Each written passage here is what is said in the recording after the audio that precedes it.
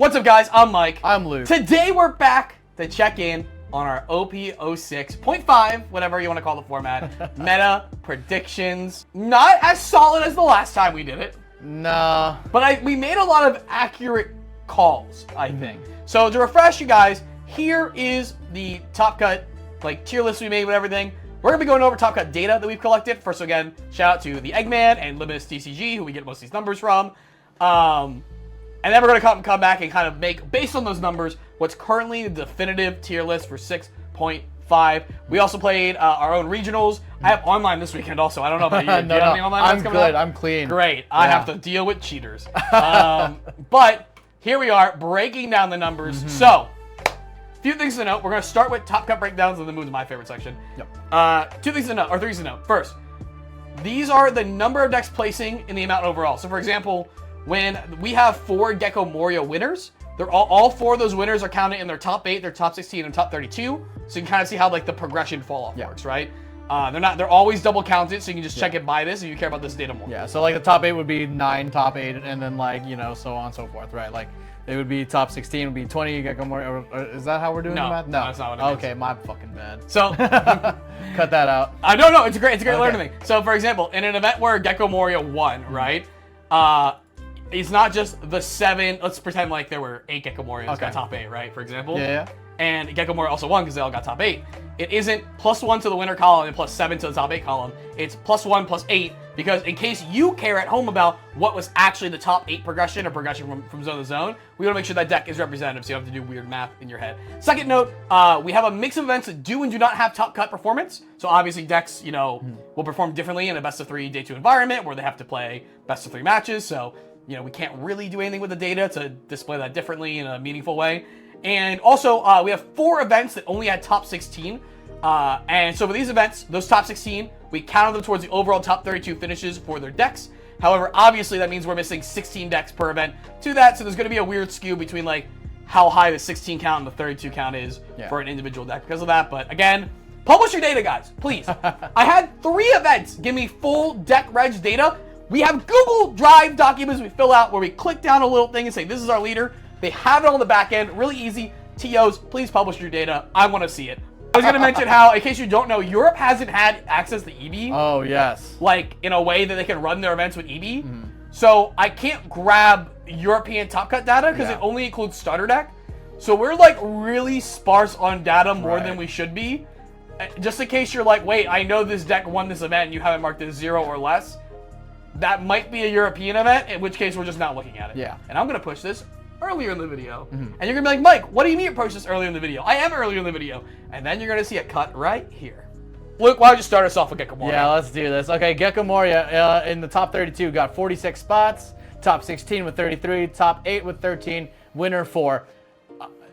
Dude, not surprising, right? I don't know. I mean, because I feel like I thought it was gonna be Sakazuki, but we see that in the next row right there that Sakazuki's the close second. But I really thought that it was gonna be inverted. I thought we were gonna have more players hopping on a Sakazuki as it's final hurrah type of thing. Yeah. But really, I feel like everybody's kind of hopping off in anticipation for that. They don't want to put in the work for a deck that's only gonna be existing for a couple more. I feel like there's 2 things going on here, right? The first thing is that you have the new EB cards introduced, which make the format a lot more aggressive even in the mid-game, and so a 5-life leader like Gecko Moria gets a lot more range than Sakazuki does, has a lot of openings to potentially get rushed down, even though Saka can also answer the aggressive boards more effectively.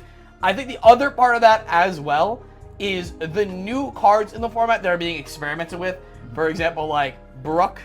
Laboon hasn't done anything, right? But from other decks that pair into Moria better. Right. For example, as an RP Law player, I rather play into Sakazuki because my killers come on easier with less push than I have to do a Moria, which also, if they drop a Moria with any extra non, is going to double pop something with Lucci. And I think the way that it pairs into what every deck that isn't Sakazuki is doing right now, pretty damn relevant. Right. Now, on the opposite end, obviously, while Moria has the most wins, Saka has the most tops. Saka has 72 top 32s, 44 top 16s, 21 top 8s, and 3 winner spots. ML, 14 top 32s, 11 top 16s, 8 top 8s, goose egg. 0. I had a lot of expectation of this deck, mainly because, not just because of the new tools they got are very powerful into the meta, but the kind of like Whitebeard conundrum of like you sit down against the NL player and you don't know which version of NL they're playing. Right, yeah. And that inherently offers a lot of power into the NL player who's very prepared for the matchup, knows exactly what they need to be doing at all times, and their opponent might not. It's like the Yamato syndrome. Yes, exactly. Exactly. So I'm just shocked that it isn't higher. If you were to ask me, I would have said it would have had at least 28 top 32s and a win. Mm-hmm. And the fact that it's goose egg on the wins and so much lower is pretty crazy. I will say, though, the highest conversion of top 32 to top 16. Yes. It's like that, and like LOL is like, we'll get to LOL's like 8. This is 3 off. Yeah. LOL having more, though, so I have to crunch that data on like how that actually works.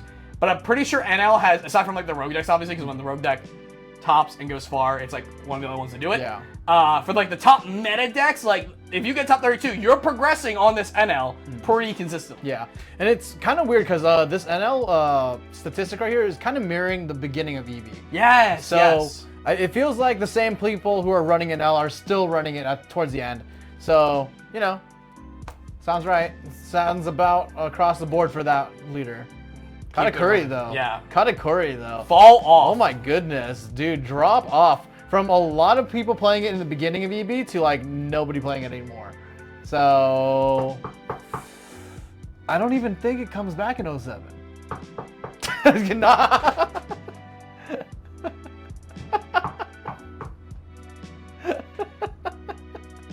I don't know. I think it's gonna get. Is that for you? Is that for your RP Law players? Is that what?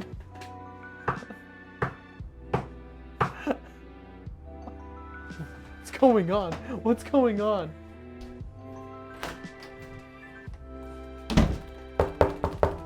Yes? It's long! Oh. It was a bad joke now. It was an awful joke. They took too long. But my knuckle hurts from doing that. I figured. This is like a nice deck. I was saying, are you knocking on wood because you don't want it to come back? No, yeah. Law absolutely dookies on this deck. Speaking of Law, 24 top 32s, 16 top 16s, 8 top 8s, one winner. Underperforming, in my opinion, though. We've talked about this before, how generally, so people have seen like how well performed in the EB format. Obviously better in 07 and with soccer bans and stuff like that in Japan. Japan not playing 10 or 11 round events like America be playing, you know? Yeah. And I think the deck is probably losing to itself at these events more than it's losing to other decks, and that's why you see the fall off. I similar to like Zoro's power level not reflecting itself in top cuts, because it will usually just shit on itself more than the other decks will shit on it back in the day. So very happy with that. I was not one of them. Moving on. Got a lot of people cannibalizing each other in the pool, right? Yeah. Yeah. Green Uta, five top 32, 5 top 16, and 1 top 8.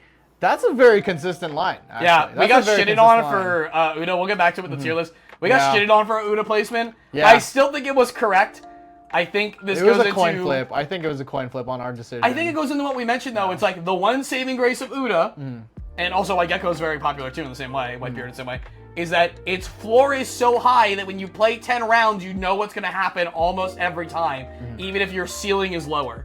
And so this is what we're seeing happen, is that it's shining in that long-form competitive environment. But notice, like, right, 0 wins, 1 top 8. This is the reflection of the ceiling now, you know? It made it far enough through its consistency to rack up the wins to top, but its power level cannot compete with the players piloting the other decks at that area. Yeah. Once it gets to like the more competitive players, once you start getting into that more like, better decks, they just know how to deal with it. Like a better player will know how to deal with a consistent deck, especially when the consistency is like the same game plan over and over and over. Yeah. Speaking of bombing out, I kept everything from the 06 format on here, even wasn't represented. So we're gonna have a few of these. Reiju, 0s across the board. 0s across the board. Nothing. I don't think that was a surprise. No, the Rise of RP Law kind of completely invalidates this deck. Yeah. I'm looking forward to the control things it'll do, because the leader's just kind of cool in that way. Yeah. But Germa Kingdom is getting Big Mom pummeled. Yeah. Something I am happy about. Green Yellow Yamato. 3 top 32s, 2 top 16s, 2 top 8s, 0 wins. Stop playing this deck, people, please. I never play this deck and feel like I have any control over what's happening. I feel like it's just all on to my Yamato opponent to play correctly and draw well, because my lines are very set in stone. So please just stop playing this deck so I can feel like my opponent's engaging with me. Please. And I'm engaging with my opponent. And it's funny because we don't even know which build of green, yellow Yamato is No, doing any of I this. thought about doing breakouts for that in NL, and I'm like, this is already so much data collection. Yeah. I'm not gonna deal with that. Also, funny enough, in my opinion, the better version of Yamato now being out with Jinbei being out, and I'm gonna tell you all not to play it. Luke, what we got next? We got Perona.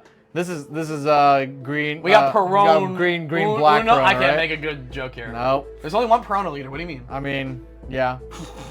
We got 1 in the top 32 and then 0s across the board. There's always gonna be that one. Yeah, we There's had always this gonna be rated that one. higher, and that's because we knew Moria was going to continue to be good. And it might be a Perona when it's built like in the proper form, not necessarily how it was built in 06 like default.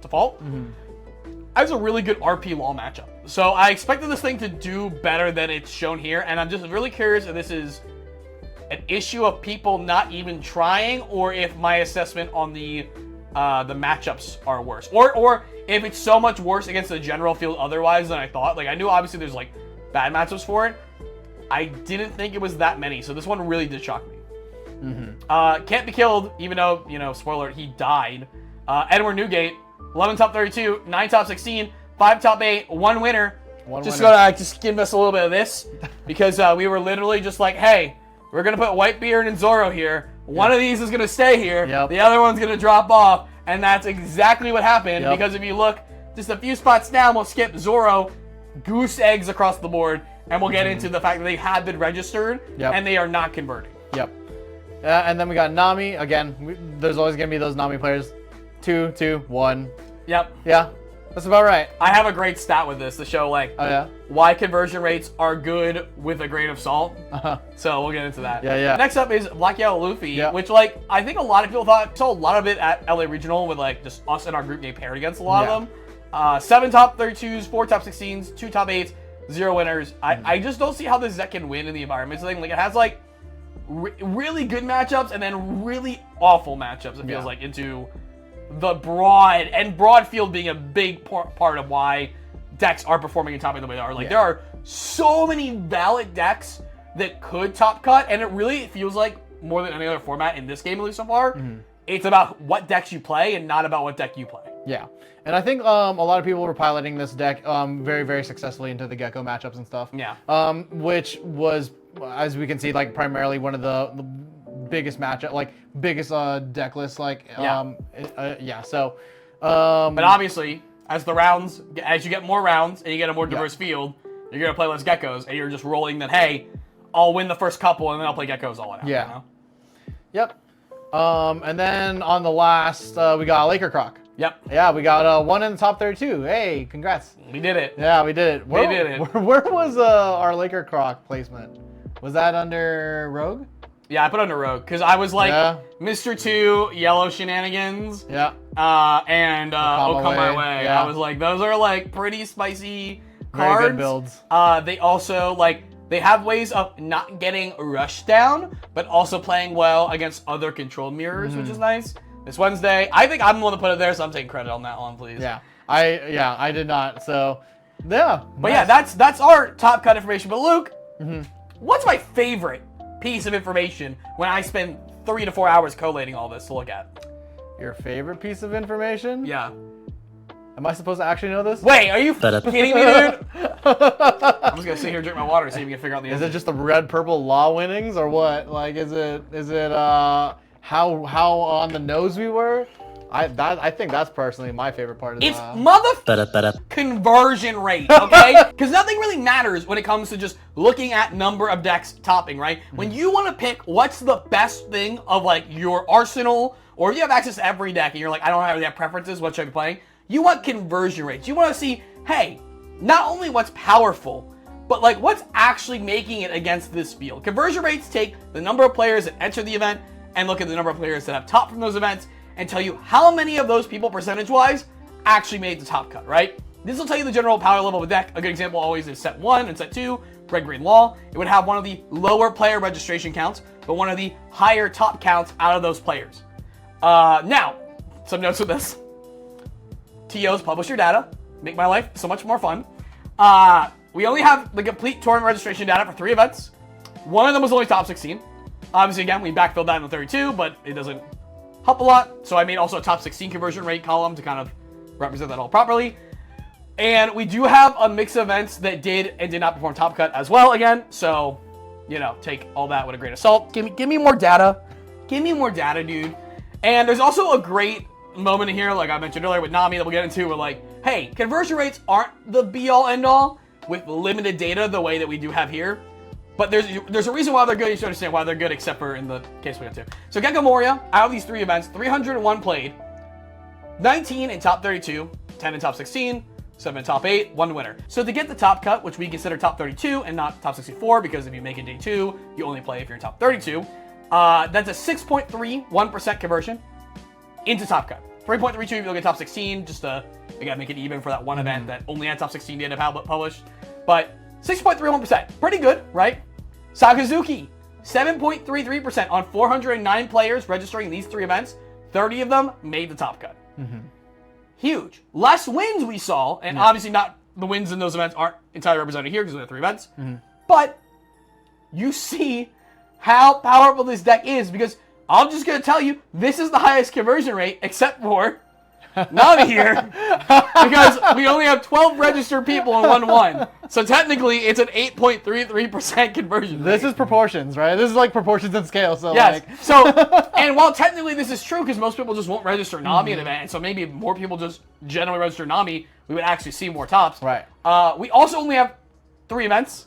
And so I'm not willing to make that conclusion off only 3 events. Right. If we had 6+ events, and we had, let's say, let's just triple it, right? We had 36 registered Namis with 3 tops, which would create 8.3%. Then I would be like, yo, we need to look at this deck.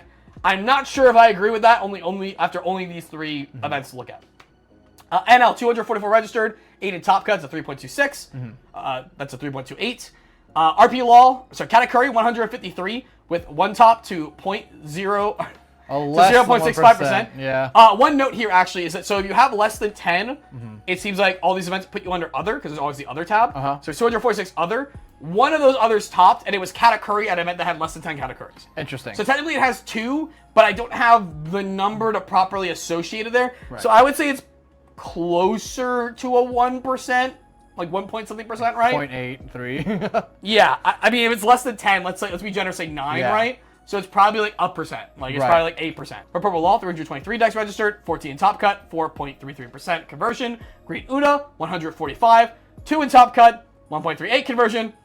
What I'm talking about, right? Like, yeah, Uda's doing things, but also look how many people are playing Uda and look how few are getting there, right? Yep. Reiju, 9 registered. Green Yellow Yamato, 78 registered. Perona, 15 registered.